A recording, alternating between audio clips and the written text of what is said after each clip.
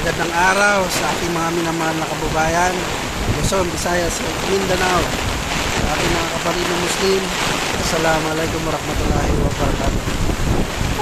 Napakalakas ng ulan. Kasalukuyan po tayo ngayon nandito sa kalsada kung saan nais lang natin ipakita kung ano nangyayari ngayon dito sa lansangan. So karamihan sa Maynila is sobrang baha or ang lakas ng ulan, no?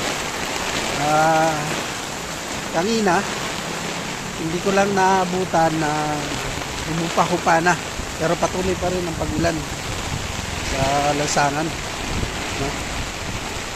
Halos kanina wala nang lumalabas ng tao, pero ngayon dahil nga humupa ng baha, so nakalabas tayo, no? Sisilip tayo ngayon. So, may mga tao na rin na lumalabas. So kanina halos lampas tuhod ang tubig dito. Ngayon meron ng mga taong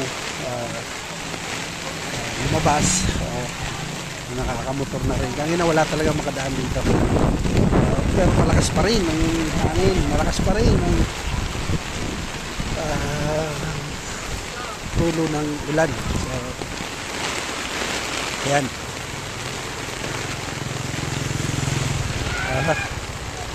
So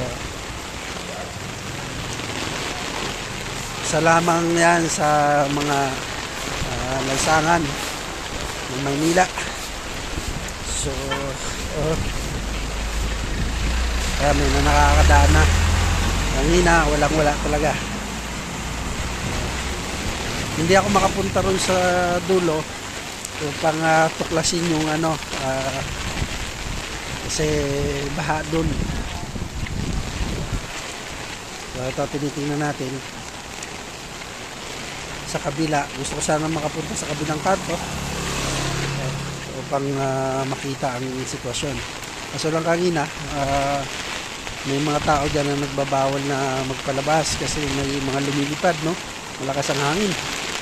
So lumilipad na mga bagay-bagay, delikado nga naman. Ganun pa man, ito ngayon patuloy pa rin ang pag-ulan, malakas, may kasamang hangin. Magbibigay ako mamaya ng update. Ito, baha dito, ito. Kanina hindi rin yan madaanan. Yan, madaanan na ba. So mamaya magbibigay tayo ng update na. At malakas ang hangin. Yun nga. Hanggang sa muli. Tandaan. Pag may tanong, sagot agad.